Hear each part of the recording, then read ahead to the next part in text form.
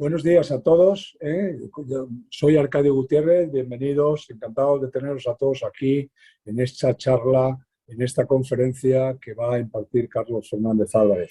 Bueno, tuvimos que aplazar esto por alguna consideración que nos sucedió en ese momento, pero el tema es tan interesante que pensamos que era imprescindible hacerlo en estos momentos y que era importante que lo hiciésemos. Esta conferencia, como habéis visto, se llama What is Behind Soaring Energy Prices and What Happened Next.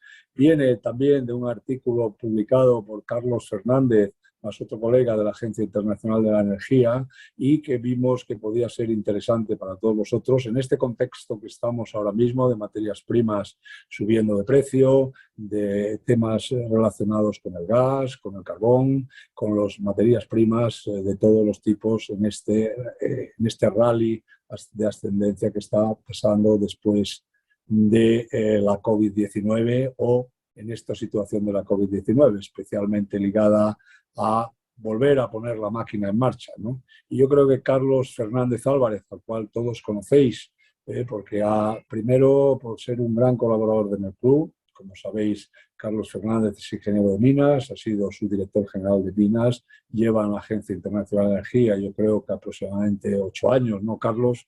Y por tanto nos ha apoyado en todas las consideraciones. Él siempre ha sido el encargado de presentar el informe del carbón, carbón que quizá en nuestro país tiene ya menos presencia, pero que en el mundo sigue teniendo una importancia significativa. Y ahora amplía un poco su campo de actuación a todo este conjunto de las materias primas y creo que la conferencia que nos va a impartir, que viene de este artículo que publicaron la agencia, que va ligado también a los estudios que la agencia lleva haciendo desde este tiempo. Después incluso hizo el primero el Outlook ligado en general a la conferencia de Glasgow, de la COP26, luego ha hecho informes relacionados con los NDCs que se presentaron en Glasgow. Ahora están presentando todos los sectoriales, ¿no? Por ejemplo, renovables, todo carbón, etcétera, los están presentando, pero nos parecía muy oportuno que Carlos, y además va a hacerlo en español, como sabéis,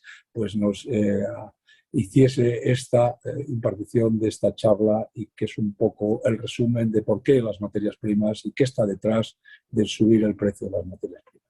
Encantado de estar aquí. Cualquier pregunta que tengáis, él va a hacer una exposición y posteriormente pues le transmitiremos a Ana Padilla, le transmitiremos todas las preguntas que vosotros sigáis haciendo y darle las gracias a él por venir, ¿no? Y a la agencia por estar aquí con nosotros, que siempre lo ha hecho. Así que, Carlos, como siempre, encantado de que lo hagas en español y que hayas ampliado el campo, ¿no? Para explicarnos dónde están las materias primas y qué está detrás de esta subida. Muchas gracias. Muchas gracias. Voy a ver si puedo compartir la pantalla. Muchas gracias a todos por estar aquí, por participar, por seguirme, y al Club de la Energía por invitarme 2 veces. Y como ha dicho Arcadio, tuve un pequeño percance sin mucha importancia, pero que me tuvo en el hospital. No sé por qué no se pone así ya. Bueno, entonces, sí, lo primero que quería decir es que, bueno, llevamos ya mucho tiempo con esto y creo que se ha publicado ya casi todo. Entonces, intentaré, como de costumbre, dar la opinión de la agencia, digamos, el resultado de nuestro análisis basado en datos, en hechos y, como siempre, procuramos hacer los análisis sin ningún desvío, sin ningún interés hacia nada, sino contando las cosas como las vemos. Entonces, en efecto, este es un comentario que hicimos para la web, mi colega Gergely y yo, y en realidad empezamos a hablar de este artículo, de la posibilidad de escribir algo en septiembre, a principios de septiembre, porque ya veíamos que los precios se estaban desmadrando, pero en realidad no estábamos viendo nada, porque claro, de septiembre hasta octubre pasamos, recuerdo en aquella época, cada día los precios se movían bastante, había días, incluso en el intradiario, había movimientos del 10, del 20%, hasta que ya en octubre parecía que la cosa había entrado. Y de hecho en octubre tanto el gas como el carbón como la electricidad en muchos países europeos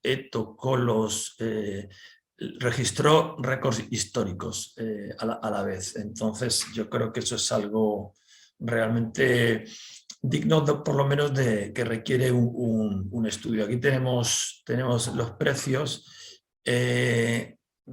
Decidimos coger octubre, trabajamos bastante en este es el que se publicó en la web, trabajamos bastante, ¿no? ¿Cuál es la forma mejor de recoger este rally, ¿no? Porque, por ejemplo, se puede haber considerado, por ejemplo, el gas también tocó mínimos históricos en el año 2020, el carbón, si no mínimos históricos, también precios muy bajos, entonces se podía hacer desde el punto más bajo hasta el más alto. Cogimos octubre por dar más o menos un año y lo que se ve es que el incremento es increíble, el 800%, es 8 veces más en el caso del gas y todo. Aquí llama la atención también el petróleo, curiosamente es el que se ha mantenido más, bueno, curiosamente también debido a las restricciones COVID y demás.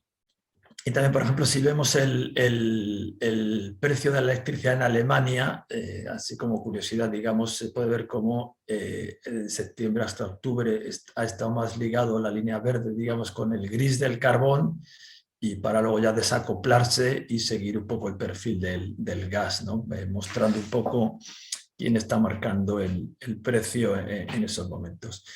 Entonces, lo primero, cuando miramos demanda energética y tal, pues lo primero que vamos a la evolución del PIB.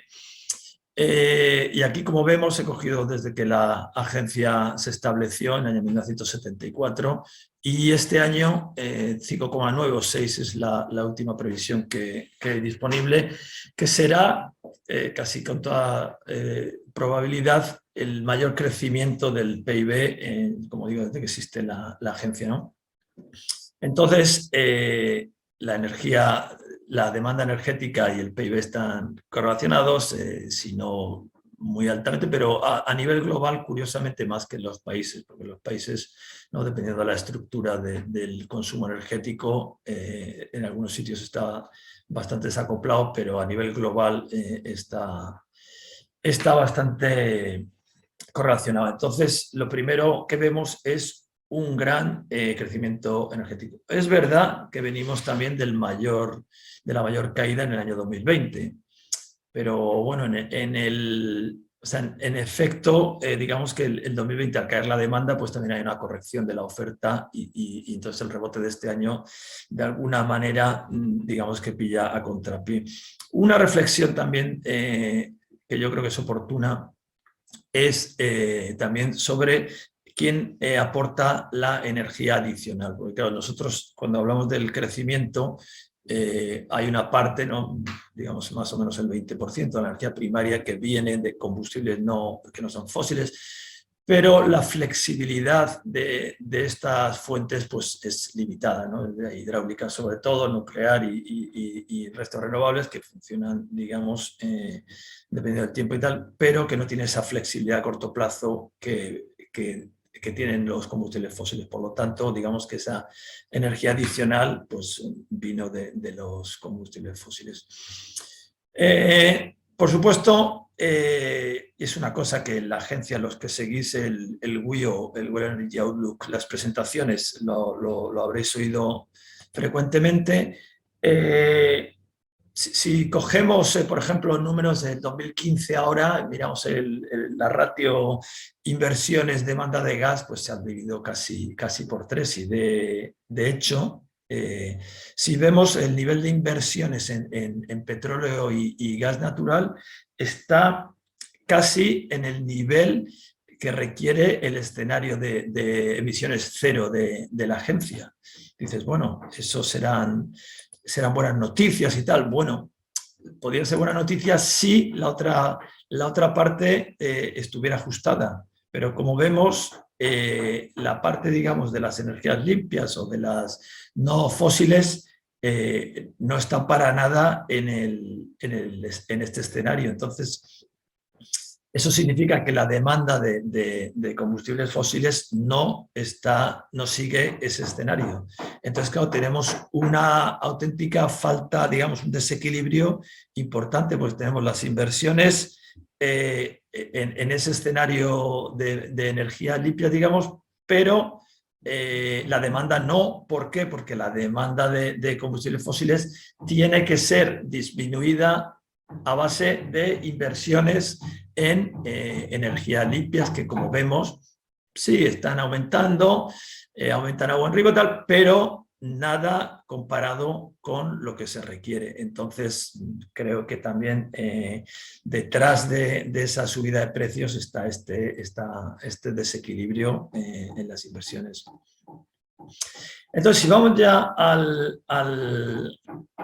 los fundamentos, digamos, del mercado, lo que vemos también en el gas natural es una demanda bastante importante, un aumento de la demanda bastante considerable, ¿no? Después de la caída del 2020, que como vemos la recuperación empieza ya en el cuarto trimestre de 2020, ya tenemos un crecimiento neto de la demanda de gas en el mundo, y ya en el 2021 la demanda ha sido muy grande. Factores, evidentemente el crecimiento económico, como ya he apuntado, y no hay que olvidar también las condiciones climáticas, que en el caso, más que climáticas, del tiempo, que en el caso del gas son muy importantes. Entonces el invierno el pasado invierno fue bastante frío en el hemisferio norte, y en Europa concretamente, más que frío, fue también largo. No sé si, por ejemplo, en abril, como una cosa llamativa, pero bueno, que es el síntoma de lo que pasó, ¿no? En los viñedos de Francia, en Burdeos, en Borgoña y demás, estuvieron quemando parafina y leña y tal para evitar las heladas en abril, cosa que no pasaba desde hacía varias décadas. Y claro, eso evidentemente es una razón para impulsar la demanda del gas. Entonces, si nos vamos a la oferta, vemos que 2021 también las indisponibilidades fue superior a la media. Alguien puede pensar, y es cierto que que tampoco es una catástrofe si comparamos con, yo qué sé, con 2020, 2018, pero bueno, lo que vemos es que va todo sumando. Entonces tenemos esa demanda superior a lo previsto, ¿no? Impulsada por varios factores, y tenemos también la oferta limitada también por factores, en parte también algunos mantenimientos de las instalaciones se retrasaron por el COVID, pero también hubo algunos no planificados, y especialmente Noruega y el Reino Unido. Entonces, un factor que no había comentado antes en la demanda también, que ha impulsado, es las condiciones atmosféricas o meteorológicas, mejor dicho, también en el lado del suministro, de la oferta del suministro eléctrico. En un mix eléctrico que cada vez depende más de las condiciones meteorológicas, pues es algo que también es una lección para los años que vienen. Pues también hay que tenerlo en cuenta. Entonces ha sido un año donde ha habido sequías o baja precipitaciones en sitios como Turquía, Brasil, en California, en China también ha habido el nivel de lluvias así inferior a otros años, lo cual ha disminuido la producción hidráulica, con lo cual ha habido más demanda para la producción térmica, gas carbón. Y así como las condiciones de viento en algunos sitios, no en España, pero por ejemplo en Alemania ha habido bastante poco viento este año, lo cual también ha provocado mayor demanda para la generación térmica. Entonces, como decía al principio, en la agencia nos gusta hablar con datos. Entonces, esta es la realidad del suministro de gas en Europa este año. Entonces, hemos tenido una demanda, como digo, impulsada por el crecimiento económico y por condiciones meteorológicas, tanto en la demanda como en el suministro de electricidad.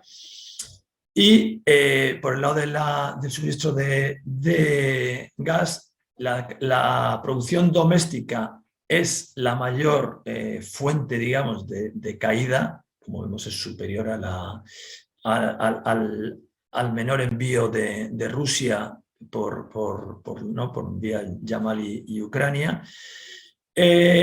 La competencia, porque hablaba del crecimiento económico y del invierno frío, pero también eso ha provocado que la demanda de gas en Asia, China, Corea y Japón, haya aumentado, lo cual ha hecho que el GNL se haya movido hacia Asia. Entonces, por el lado digamos, del suministro, entre otros, Argelia ha incrementado los envíos a Europa, también Noruega, y el TAP comenzó, ¿no?, trayendo gas de Azerbaiyán a Italia, ¿no? Entonces, básicamente esta es la foto que dibuja digamos, el balance o el equilibrio del gas en Europa. Pero, como digo, la mayor fuente o la mayor retirada, digamos, de oferta en Europa ha sido la disminución de producción doméstica en Europa. Entonces, en efecto, como bien apuntaba Arcadio, siempre me gusta hablar un poquito del carbón. Entonces, como también apunté en el gas, la recuperación en realidad de la demanda de carbón a nivel global comenzó en el último trimestre del 2020. Entonces, a nivel global vemos que la recuperación, ahí se ve que básicamente China la que lo impulsa, pero he de decir que, por ejemplo, en Estados Unidos, aunque en el trimestre fue negativo, pero en diciembre ya mostró crecimiento con respecto al año anterior. O sea, diciembre de 2020 en Estados Unidos el consumo del carbón fue superior al del 2019, lo cual es realmente sintomático del ser, digamos. El comienzo de este año ha sido, podríamos decir, brutal, la verdad, con más del 10% de aumento en el primer trimestre. Y curiosamente, aunque también tiene su explicación, curiosamente, en términos porcentuales, los mayores crecimientos han sido Europa y Estados Unidos. Es debido al precio del gas, ¿no? Y entonces el cambio de gas, ¿no?, lo que se denominamos nosotros el coal to gas switch, ¿no?, el cambio de generación de carbón a gas, se invirtió con más altos precios de gas y se pasó a generar carbón. Pero también hay que ponerlo en contexto. Durante el 2019 y 2020 la generación de carbón cayó casi un tercio en Estados Unidos y en la Unión Europea. Por lo tanto, digamos que el rebote de este año hay que poner en contexto de esa gran caída, y de hecho la generación de carbón será menor que en el 2019, tanto en Estados Unidos como en Europa. Pero también hay que decir que tenemos crecimiento alto en las grandes regiones, tanto en la India, en China, en Europa y en Estados Unidos, lo cual es realmente significativo. Entonces, para entender el mercado del carbón y tal, pues hay que ir a China. China en estos momentos consume el 55% del carbón del mundo. Y el sector de la electricidad, que también es calor porque la mitad de las plantas son de district heating, de calefacción centralizada, ¿no?, o calefacción y vapor. Entonces, como digo, un tercio del carbón mundial se consume en China en el sector de las plantas de carbón. Entonces, además de eso, digamos que China sitúa el nivel global de precios y luego ya en el resto del mundo se juega sobre ese nivel. ¿Por qué ocurre esto? Pues es bastante sencillo. casi todas las, bueno, menos en Tíbet, casi todas las regiones de China consumen carbón bastante y casi todas lo producen también. Pero evidentemente unas consumen más que producen y viceversa. Entonces, los tres productores principales de carbón son sobre todo Shanxi con una A y Mongolia Interior, producen más o menos 1.000 millones de toneladas en cada uno, dependiendo del año y tal.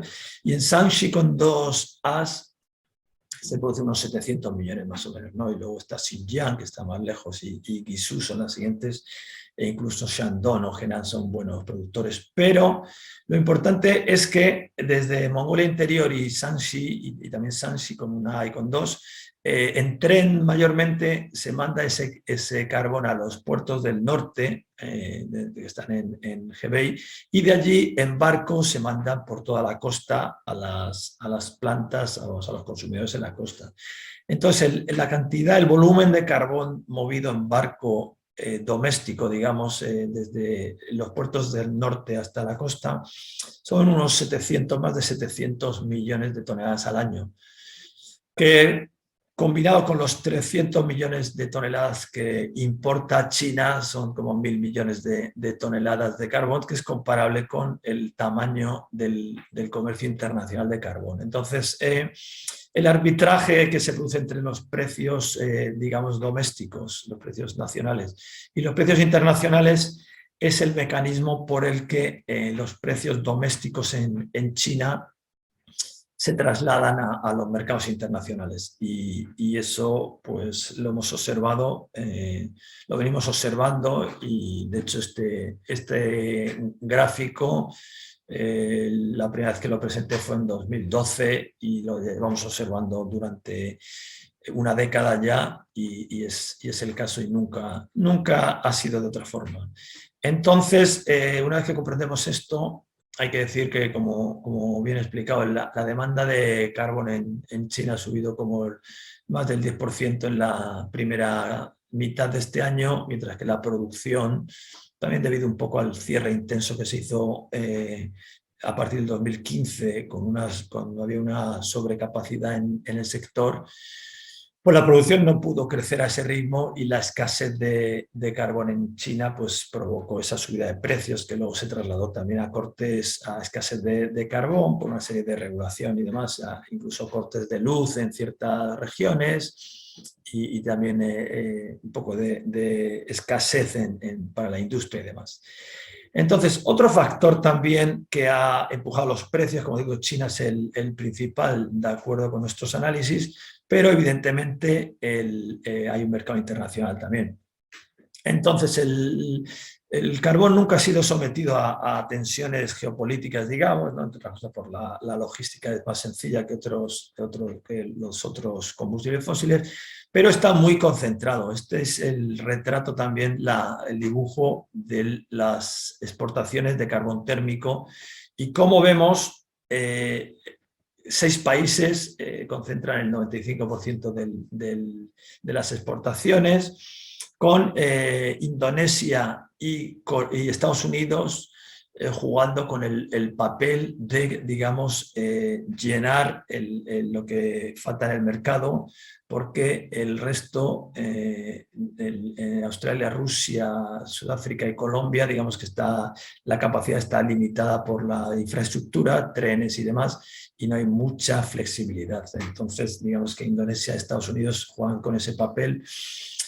En Indonesia, sobre todo, ha habido mucha lluvia este año y eso dificultó mucho las operaciones mineras y también con el crecimiento de la minería hay escasez digamos, de maquinaria, de camiones, palas y demás.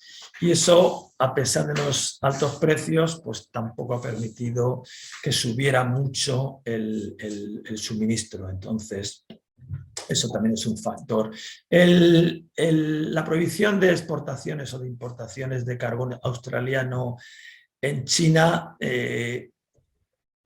todo juega un papel. Ha cambiado los flujos de carbón, ha subido un poco los fletes, claro, los barcos se mueven más y tal, pero no ha sido un factor de acuerdo con nuestro análisis, un factor muy importante en moviendo precios. Siempre tiene un factor marginal, ¿no? El hecho de distorsionar, digamos, el flujo, los flujos óptimos, pero es un factor marginal. Entonces, volviendo ya después del repaso este general, volviendo a Europa, que es lo que nos interesa, por supuesto, con mucho efecto en los precios de la electricidad, pues tenemos los derechos de emisión de CO2 que han subido, como todos sabemos, empujados por muchas cosas. Yo creo que el Fit for 55 es el más importante, pero claro, evidentemente también el cambio de gas a carbón, pues, y el crecimiento económico, pues también ha digamos, hecho que el mercado esté más tenso, ¿no?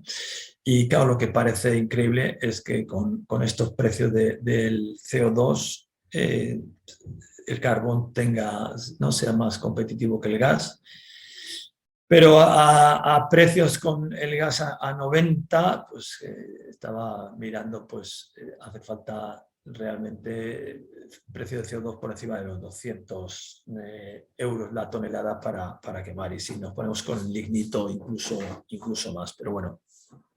También esto lo que nos dice es que una vez que el precio del gas vuelva a niveles más lógicos, pues el carbón seguirá su curso en Europa, que es básicamente la desaparición. Entonces, ¿qué viene ahora? Bueno, pues tenemos, como digo, la demanda en Europa ha aumentado. Ha habido un factor que ha, digamos, moderado ese aumento, que ha sido la generación de carbón, que ha aumentado en Europa y ahora mismo está también aumentando, ¿no? Últimos datos que hice fue de hasta octubre, había aumentado como el 20% la demanda de carbón, lo cual alivia bastante el gas, pero claro, dependerá sobre todo de la temperatura, ¿no? Ha habido los pronósticos, ¿no? Han cambiado un poco moderados. Y eso será algo que hay que seguir, evidentemente, ¿no? Como decía, en abril vemos lo que había explicado de un invierno que, si no mucho más frío, fue más largo de lo normal. Y la curva esta, la gráfica esta es la más seguida estos días, pues sí, en efecto, el almacenamiento está por debajo. Creo que hoy pregunté a mis colegas del gas, me dijeron que estaba el 20% por debajo de la media de los últimos 5 años, o sea, está bastante bajo. Las retiradas de gas ya han empezado en noviembre y, como digo, pues dependerá. Nord Stream 2, no se le espera este invierno, digamos, y por lo tanto dependerá mucho de las condiciones meteorológicas. Hoy había pronosticado nieve en París, pero todavía no ha nevado, la verdad.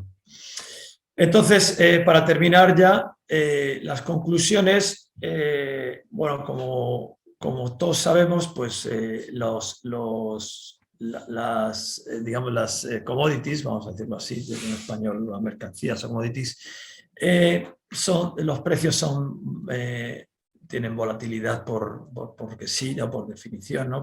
Siempre el balance de la oferta y la demanda va siempre con retrasos y demás, pero también es cierto que cuando el mismo mes, ¿no? De la misma época, a la vez coincide altos precios del gas, de la electricidad, del carbón.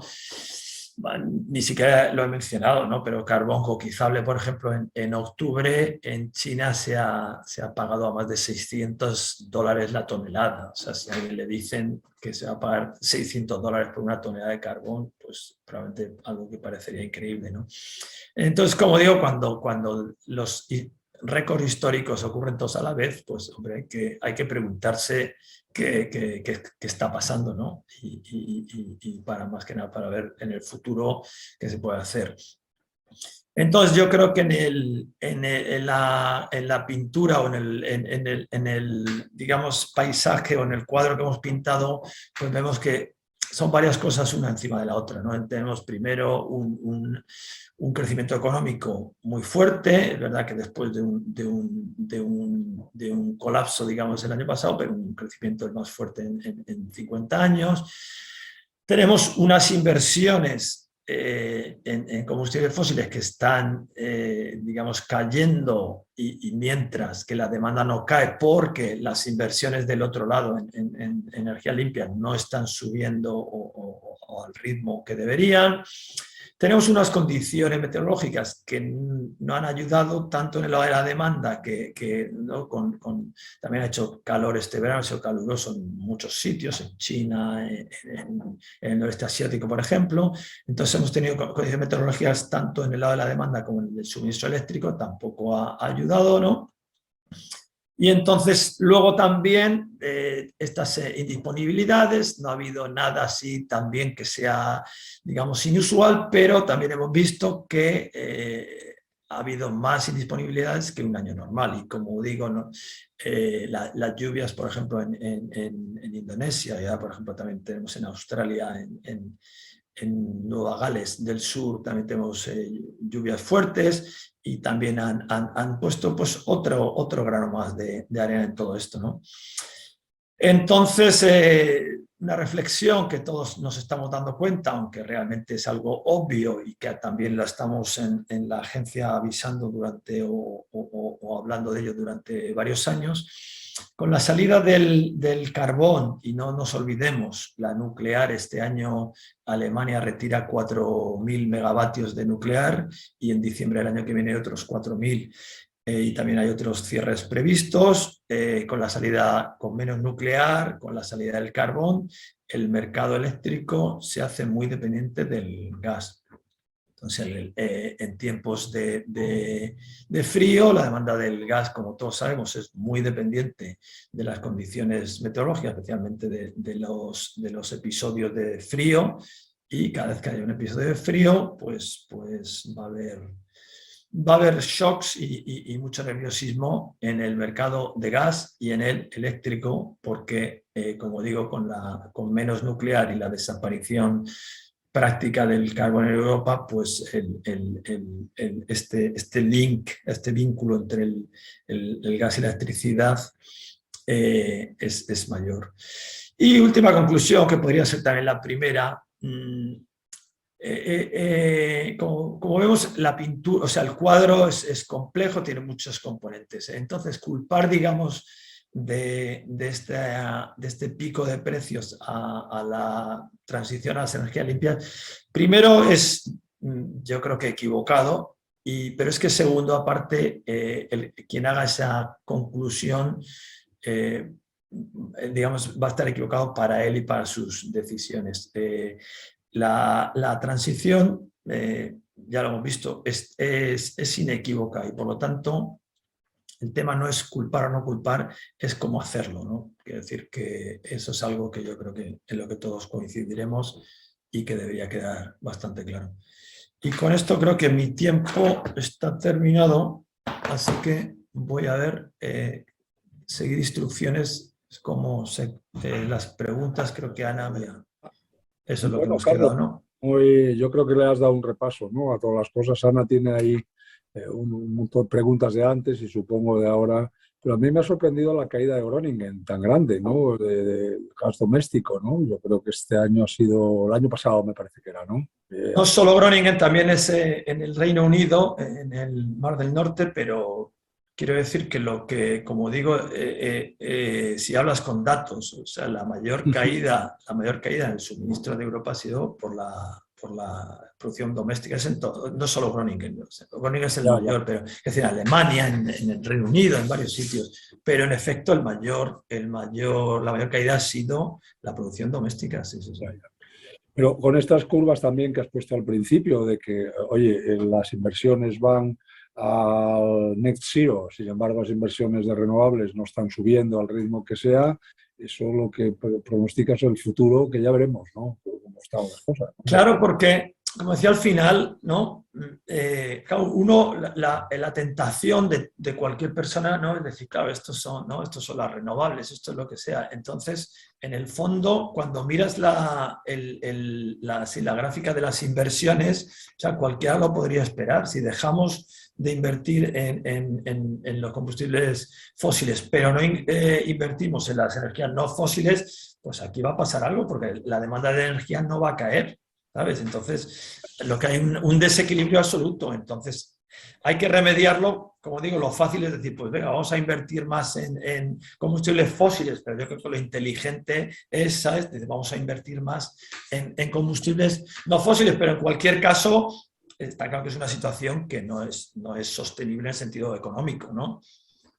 En Europa también tendrá que ver el acuerdo alemán este de gobierno próximo, que han pasado del 38 al 30 el carbón, ¿no? Por ejemplo. Vamos a ver, o sea, con el precio del... Ahora estamos en un mundo, o sea, claro, estamos ahora hablando con el TTF de 90 euros y está todo distorsionado, pero quiero decir, en un mundo normal, con el CO2 a 70, 80 euros la tonelada, yo creo que el carbón en Alemania no iba a durar más del 2030 con plan o sin plan. Pero bueno, pero en efecto, digamos que sí, es más presión todavía. Sí. Sí. Bueno, muy bien, pues aquí Ana tiene unas que he visto por ahí, otras que tiene ella que le ha mandado antes, no sé, tienes bastantes, ¿eh? Así que Ana. Gracias, Arcadio. Muchas gracias, Carlos. Han llegado algunas preguntas, te las voy a trasladar de dos. No oigo. Ahora, creo que sí. Perdonad. Sí, muchas gracias, Carlos. Te decía que han llegado bastantes preguntas y te las traslado en grupos de 2 o 3, si te parece. Vale, sí. Algunas de ellas tienen relación con lo que comentabas al final de tu presentación sobre el proceso de descarbonización y la transición. En concreto, te preguntan cómo opinas que el proceso de descarbonización va a afectar en el corto plazo a los precios de la energía. Relacionado con ese tema también, bueno, pues es un poco en qué parte, ¿no?, de culpa podría tener el proceso de transición en el aumento de los precios. Y bueno, van, yo creo, relacionada con lo que comentabas y clarificabas al final. También hay otra pregunta relativa al gasoducto Marruecos-España, cómo afecta este cierre y si estaba previsto y si tiene capacidad Argelia para compensar desvíos en España. Si quieres coger esas primeras preguntas, Carlos. Vale, sobre la transición. O sea, yo creo que los cambios, porque claro, o sea, primero, la transición va a pasar. Entonces, quiero decir que poner palos en las ruedas, pues yo creo que no tiene sentido. Entonces, yo creo que lo inteligente es saber que eso va a pasar. Y también, como todos los cambios, en el mundo ideal, pues nos gustaría que no tuviera ninguna consecuencia, digamos, negativa y tal, pero el mundo es real y entonces pues va a tener consecuencias. Entonces, por ejemplo, esta descripción que hemos hecho de inversiones, pues no trae buenas noticias, porque claro, mientras tengamos este desequilibrio, pues vamos a tener realmente pues estos problemas de los precios, la volatilidad y demás. Ayer mismo presentamos el informe de renovables, está incrementándose y demás, pero todavía no se llega a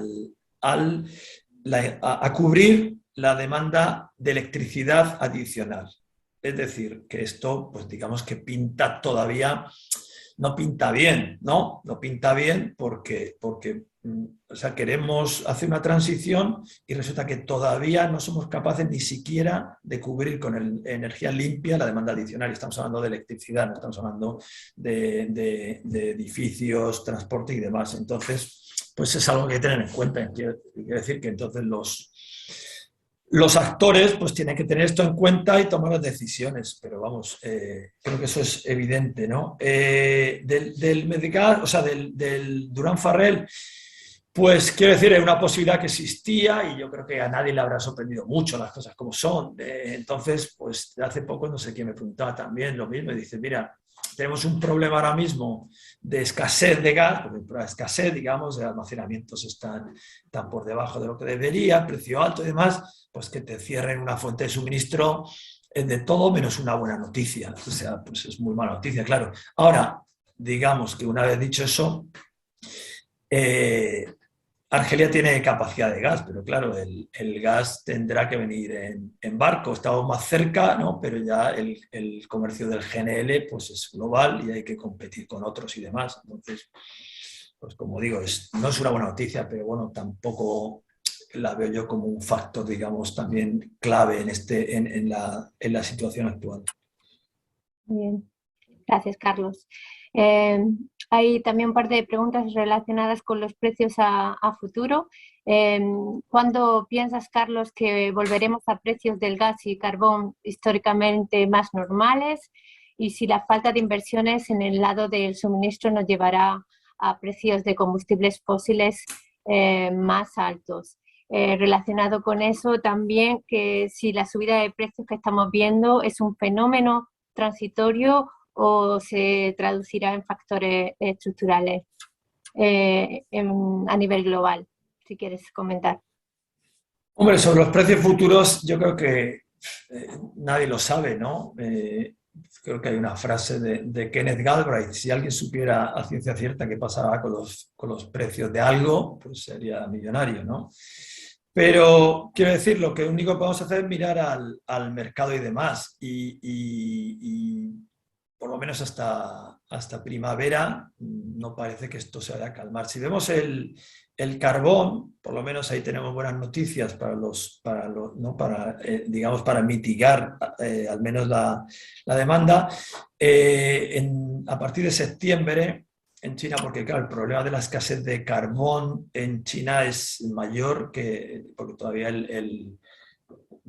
más del 50% de la energía primaria en China viene de carbón, entonces ahí el problema de alto precio de carbón es realmente grande. Entonces ha parado producción industrial y de hecho recortará el crecimiento económico chino este año la escasez de carbón. Entonces el gobierno se ha puesto manos a la obra. Octubre ya y noviembre está registrando producciones récords. Y ya tenemos el carbón, está a precios, ahora mismo en Europa ya llegó a tocar $298 la tonelada, ahora está en 140 por ahí. Entonces quiero decir que al menos por ahí tienes algo de alivio, pero como digo, dependerá sobre todo de las condiciones climáticas. La niña está confirmada, yo creo, al 100% hasta, bueno, al 90 y tantos por cien hasta final de invierno, y luego hay posibilidad de que continúe, con lo cual parece que va a ser un invierno frío en gran parte de Europa y demás. Entonces, pues quiero decir, eso no parece alentar que los precios caigan, pero bueno, ya veremos, porque eso está de alguna manera descontado en el mercado ahora, entonces ya veremos. Entonces, respecto a las inversiones y a los precios, pues tenemos que ver cómo va, claro, pero evidentemente si no aceleran las inversiones en energías no fósiles, incluyo la nuclear también, y no hay inversiones en los combustibles fósiles, pues vamos a tener una década de mucho nerviosismo, porque la demanda, como digo, si uno mira ahora mismo el horizonte a 3 años, no hay inversiones en energías limpias para compensar el incremento de la demanda energética. Entonces, eso significa que la demanda de combustibles fósiles no va a caer. Entonces, si las inversiones no están allí, pues vamos a tener una década de bastante nerviosismo, sí. Gracias, Carlos. Hay aquí una nueva pregunta, comentario, la voy a leer directamente. Dice: si hay un desfase entre la oferta de renovables y la demanda, ¿cuánto podrían crecer los precios respecto al escenario actual? Y para aliviarlo, ¿no se debería reducir la demanda? ¿Qué maneras podrían ser posibles? También te preguntan sobre la nuclear, así de forma general, si quieres hacer algún comentario. Hombre, quiero decir, la demanda energética, como bien sabemos todos, es bastante inelástica. La elasticidad del precio es bastante baja y, por lo tanto, quiero decir, cuando vemos la destrucción de demanda, pues este año hemos tenido un buen test, digamos, y vemos que, bueno, pues en industria, la industria intensiva, hemos visto plantas de fertilizante que han parado, industria intensiva también, aluminio, tal, ¿no? Las fundiciones. La demanda luego doméstica no comercial es más inelástica, ¿no? Entonces realmente esperemos que no lleguemos a ese escenario donde tengamos destrucción de la demanda debido a los precios. Yo creo que también hay que poner las cosas en la perspectiva. Entonces, octubre 2021 son históricos, precios récord históricos para muchas commodities, ¿no? Para muchas. Lo cual, primero, es récord histórico, o sea que esto no significa que cada 15 días vamos a tener estos precios, pero segundo, o sea, ya ha pasado, por lo tanto, en el futuro va a volver a pasar cuando se repitan las condiciones, o si se repiten las condiciones, entonces. Pero yo creo que en el fondo debería ser un llamamiento a incentivar la demanda, porque también otra cosa que tenemos, si nos fijamos, tanto en gas como en el carbón, tenemos los precios yo creo que en español no existe traducción en backwardation, ¿no? Lo contrario del contango. Entonces, tampoco, cuando tenemos un perfil de precios así, tampoco es realmente una llamada a las inversiones, porque el dinero que ponga hoy no se me va a devolver mañana, ¿no? Porque tengo ya la curva de precios así. Entonces, pues en efecto es una situación un poco, digamos, sensible, ¿sí? Y veremos porque nosotros no tenemos la clave, ¿no? La clave es lo que hagan los actores, ¿no? Y entonces, si todo sigue así, pues nada va a cambiar. Entonces esperemos que se invierta más.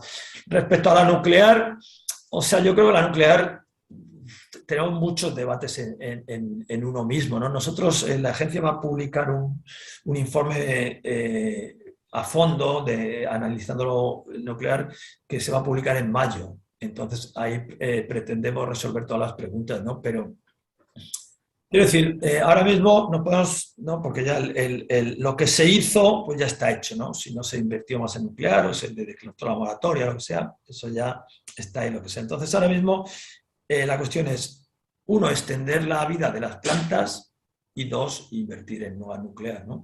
Extender la vida de las plantas, pues parece bastante lógico. Si las condiciones de seguridad se respetan, pues es la forma, digamos, de producir electricidad sin CO2, ¿no? Que, digamos, la garantía de suministro y demás tiene todo el sentido. Pero la agencia siempre ponemos la coma de hay que contar con la aceptación de los países. Entonces hay países, comunidades, sociedades donde no se acepta y, quiero decir, es una realidad. Nos gusta o no nos gusta, pero es una realidad. Entonces, digamos que no tiene sentido, pues no sé, Alemania es el mejor ejemplo. Ahí se ha tomado una decisión, buena o mala, no lo sé, pero que tiene Alemania ahora mismo plantear la nuclear, a día de hoy, pues no es, digamos, no es realmente, no tiene sentido porque es que no va a pasar.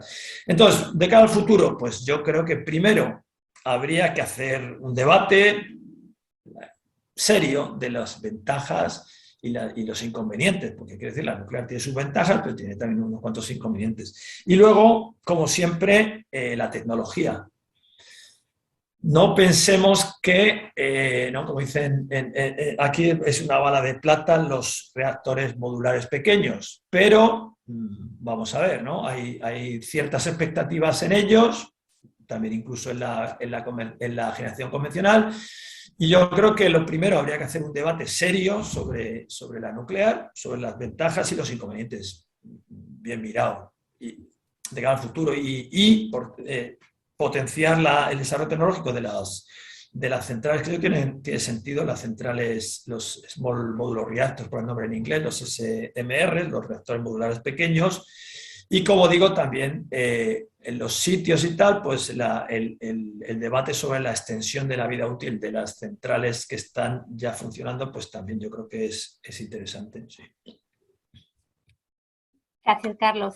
Una nueva pregunta relacionado sobre las inversiones en energías limpias que has comentado que no era suficiente. Te preguntan cuáles son los motivos detrás de la escasez en inversiones en energías renovables en concreto. Bueno, pues, quiero decir, pues muchas, porque claro, cada país, cada tecnología, ¿no? cada sector es un mundo, ¿no? Entonces, claro, si miramos a nivel global, por ejemplo, pues hay mucho que hacer en países en vías de desarrollo, por ejemplo, ¿no? Hay mucho que hacer, entonces, en vías de desarrollo o que están creciendo, emerging, emergentes, como queramos decir. Porque, claro, hay mucho que hacer en todos los sentidos, en regulación, ¿no? en la gobernanza de los países, en financiación. Si miramos el coste de capital en países emergentes y en países desarrollados, pues es muy distinto, ¿no? Hay que trabajar mucho también en flexibilidad, almacenamiento. O sea, quiero decir que es que no se trata solamente, ¿no? de instalar más capacidad de una o de la otra, o sea, quiero decir, es una cosa que requiere, no hay una solución de decir, mira, pues mañana ponemos tal. Requiere muchas cosas y yo creo que mirando globalmente, yo creo que la asistencia a los países emergentes, que como digo, no es solamente que la financiera es fundamental, desde luego, y creo que sí, es condición sine qua non, pero no solamente financiera, o sea, es mucho más allá, es incluso de cambiar mentalidades, porque quiero decir, por buenas razones, en muchos países emergentes, por ejemplo, se considera, y como digo, por buena razón, que el desarrollo implica, ¿no? La generación o sea, el desarrollo de la, digamos, generación convencional y todo esto que incluye carbón y demás. ¿Por qué? Pues porque eso te crea una base industrial y que te permite subir, digamos, la escalera del desarrollo y demás. Entonces, quiero decir que el asunto realmente es de mucha complejidad y claro, y tratar asuntos complejos no pensando que tienen soluciones simples es también un gran error. Entonces, como digo, el tema es complejo. Gracias, Carlos. Hay algunas preguntas más. Estamos cerca de las una. No sé, Arcadio, ¿quieres que sigamos un poquito más con las preguntas o...? No sé si nos oye. Bueno. Os oigo, yo sí. Creo que teníamos acordado con Carlos hasta la 1, pues hasta la 1 seguimos, ¿no? Carlos, ¿Sí? ¿te parece bien? Pues venga, la última pregunta, si os parece. Sí, vale, pues bueno, una que quizás sirve un poco de conclusión. Carlos, ¿qué lecciones aprendidas podemos sacar de todo esto? Y pues si te parece, con esa terminamos. Sí. Yo creo que lecciones aprendidas. Si las inversiones, los perfiles de inversiones continúan como están hoy, pues la situación, quiero decir, no tendremos las mismas condiciones meteorológicas el año que viene, pero lo tendremos dentro de 3, ¿sabes? Entonces, si no cambia, pues los problemas estos van a repetirse y probablemente agudizarse, porque como digo, generación nuclear y de carbón se van a retirar en Europa y por tanto los problemas no solo se van a repetir, sino agudizar. Pero, dicho lo cual, yo creo que hay que ser asumiendo que los problemas son complejos, pero hay que ser optimista y pensar que, como digo, se va a acelerar las inversiones, se va a invertir también en flexibilidad, que es necesaria, en tecnología, porque cualquiera que haya leído nuestro informe de emisiones netas cero, el 45% de la reducción de emisiones viene de tecnologías que no son comerciales a día de hoy. Por lo tanto, hay que invertir en tecnologías, hay que que como digo, no significa simplemente subvencionar o lo que sea. El apoyo no es dar dinero o lo que sea. El apoyo puede ser asistencia técnica y puede ser también préstamos o hacer negocios ahí, pero hay que hacer mucho en las economías emergentes porque ellos tienen la clave de gran parte de la futura demanda o crecimiento de la demanda energética y por lo tanto hay que trabajar mucho y yo creo que sobre todo hay que ser consciente de la realidad. Entonces, está muy bien tener buena voluntad, pero luego la realidad se impone. Entonces, quiero decir que eso es, yo creo que al final lo que esto nos hace un recordatorio es de la realidad que vivimos. Y la realidad que vivimos es que seguimos, el sistema energético sigue siendo completamente dependiente de los combustibles fósiles. Entonces, quiero decir, cuanto antes hagamos esa transición, pues habrá otros problemas, pero estos, digamos, se mitigarán. Pues muchas gracias, Ana. A la vista de esto, hicisteis en la agencia un informe con los NDCs, ¿no? Que se presentaron en Glasgow con una previsión de si hacía los países lo que tenían que hacer, pues llegaríamos a 1,8, que, hombre, no es 1,5, pero ya se aproxima mucho más, ¿no? Tú conoces bastante todo el mundo India, etcétera, que tiene grandes influencia China en todo esto. ¿Cómo ves esto? Un informe que yo creo que lo habéis hecho basado en los compromisos, ¿no? Que hubo en Glasgow. Sí. Se sale un poco de eso, pero yo sé que tú estás en esto también. Y acabamos con esta. Sí, pero vamos. Que hay muchas preguntas, pero oye, sí. Te hemos quedado hasta la 1, vamos a cumplir lo de la 1. No, pero me gusta la pregunta, porque en efecto la mitad del tiempo, y no exagero, me lo paso, lo dedico a China e India. Entonces, pues sí, me conozco mejor las regiones chinas que las provincias españolas ya en estos momentos, ¿sabes? Pero quiero decir, hay que ver cómo se desarrolla, porque es que China, no hay por qué pensar que no van a cumplir sus compromisos, ¿no? El compromiso es neutralidad de carbono en 2060, el pico de emisiones antes del 2030. Está ahí. Y luego, bueno, el decrecimiento de la intensidad del CO2 con respecto al PIB. Entonces, quiero decir, no hay por qué pensar que no lo van a cumplir, y yo creo que lo van a cumplir, pero también es cierto que estamos hablando del pico de emisiones 2030, estamos hablando del pico del consumo de carbón 2025-2026. Entonces, claro, de aquí al 2060 son 40 años. En el caso de India han dicho 2070. Entonces, quiero decir, no hay por qué pensar, por ejemplo, India, puedo terminar con el mensaje optimista y positivo.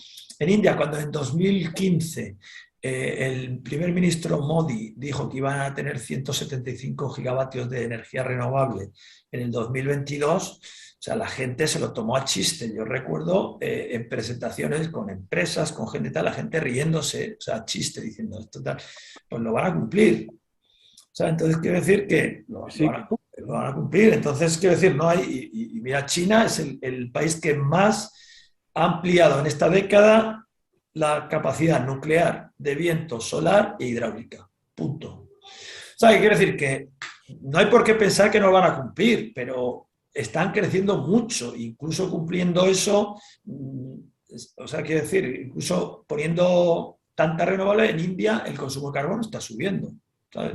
Entonces, quiero decir, yo soy optimista, pero evidentemente hace falta mucha tecnología, ¿no? Porque, es decir, en China el sector del acero, por ejemplo, de China, consume más carbón que cualquier país del mundo, quitando a China y a India. Entonces, hay muchas esperanzas de producir acero con hidrógeno y tal, estoy de acuerdo, pero a día de hoy son más esperanzas. Entonces, y a lo mejor la cuestión de Europa no es tanto, ¿no? La producción de acero, que es más bien de China y tal, sino esta innovación tecnológica. Entonces, es solamente un ejemplo, ¿no? Pero es un ejemplo, yo creo, bueno, ¿no? Entonces, seamos optimistas y pensemos que la tecnología va a mejorar y tal, porque al final es una cuestión, digamos, que es, como decía, muy compleja, muy compleja. Bueno, pues muchísimas gracias, ¿eh? Nosotros venimos del mundo de la tecnología, oye, y ya esperamos que esto ayude también, ¿no? A partir del año 30, en el informe que hacéis de tecnología, bueno, pero hasta el año 30 ya tenemos, pero del 30 hacia adelante pues será un gran salto. Oye, muchas gracias, Carlos, un poco por esta conferencia. Creo que a todos les ha parecido, podíamos estar más. Yo creo, os animo un poco ahí en la agencia que hagáis esto conjunto, ¿no? A través de todos los años, ¿no? Que hagamos un poco foco en esto, si es que va a seguir aquí. Y nada, darte las gracias y ya vemos que estás bien, ¿no? Lo cual eso es una ventaja, ¿eh? Y nada, animaros a esto y buenos días para todos vosotros y esperemos que, bueno, pues que os haya parecido, os haya ayudado en el futuro, ¿no? Gracias, Carlos, por todo. Gracias. Adiós. Adiós.